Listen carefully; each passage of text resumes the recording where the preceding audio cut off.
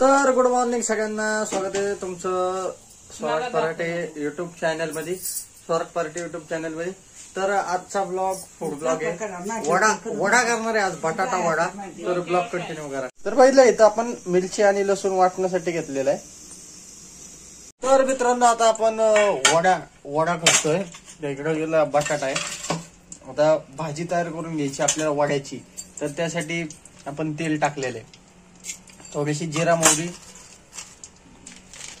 आणि थोडस जिरं टाकायचं आपल्याला अजून, आणि कढीपत्त्याची फोडणी द्यायची.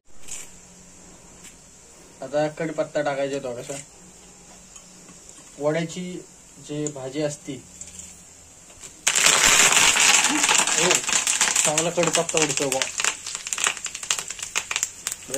तर हळद टाकली थोडीशी. आजचा मेनू सांबर आणि वडा आहे, वडा सांबर. तर मिरची टाकली,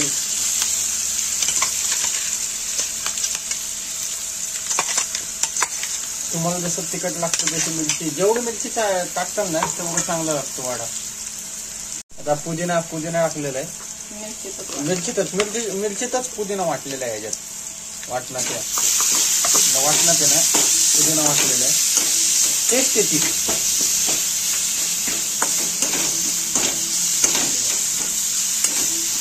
मस्त मिक्स करून घ्यायचे. थोडस तेल टाकायचं, मिरचीला असं तेल सुटून द्यायचं मस्त.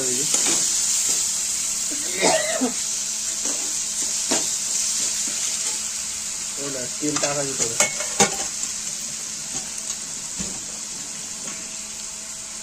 तर आता या बटाट्यात मिरची काढून घ्यायची.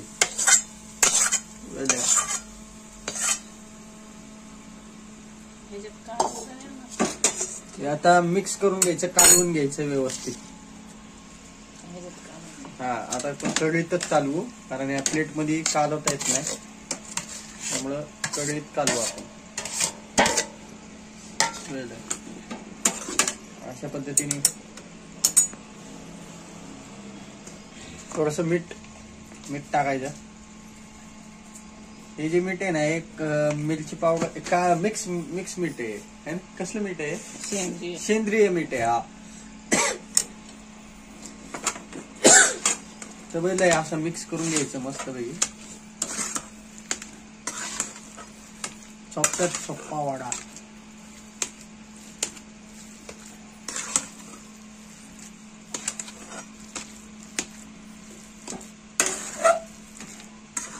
अशा पद्धतीने भाजी मिक्स करून घ्यायची.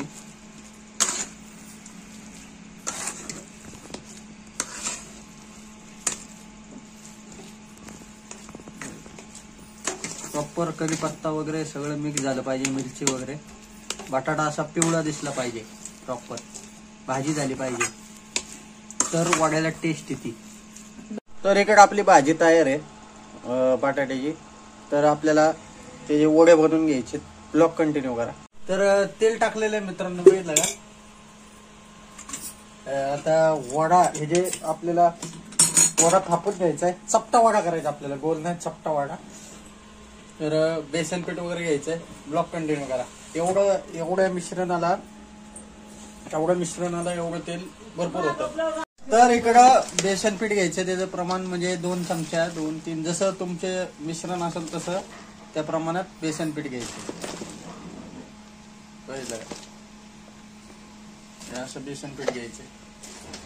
यात मीठ टाकलेलं आहे, आणि यात थोडीशी आता थोडीशी हळद टाकायची, आणि थोडीशी काश्मीरी लाल मिरची. हे मिश्रण कालवून घ्यायचंय है ना पीठ. मग इकडं भाजी तयार आहे आपली. इकडं तेल तापतंय.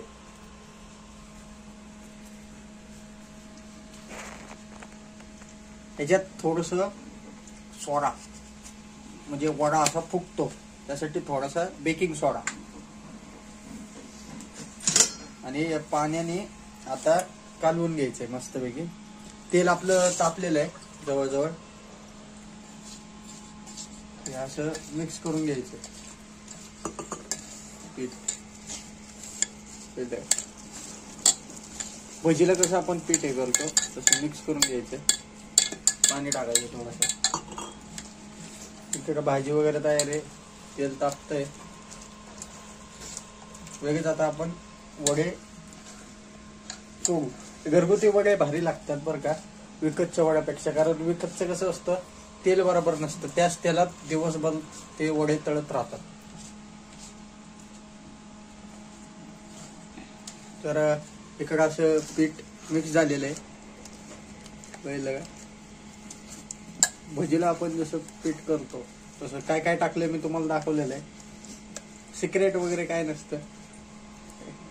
सगळं आपण दाखवतो लाईव्ह. असं थोडंसं घट्टच पीठ होऊन द्यायचं हो ना. तर आता आपल्याला मस्तपैकी वडा असा हे करून घ्यायचा आहे. स्टफिंग आणि तळून घ्यायचं आहे आता आपल्याला. पहिलं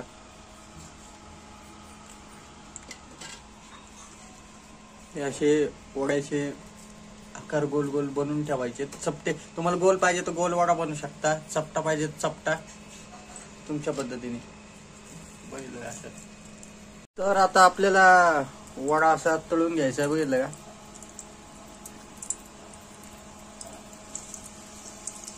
मस्त पैकी. असं का दिसतोय वडा वडा कसा दिसतोय? बेसन पीठ मुळे का.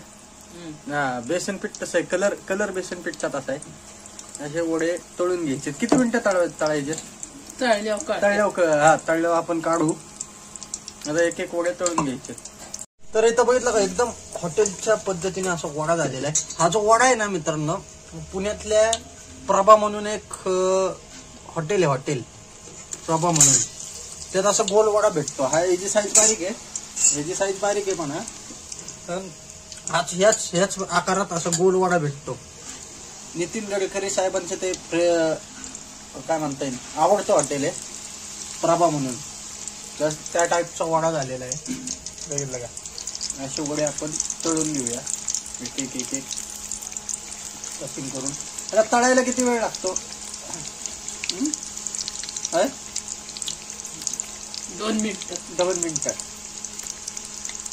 तर मस्तपैकी आपण वडे तळून घेऊया. वडा सांबर आजचा मेनू आहे. बघितलं का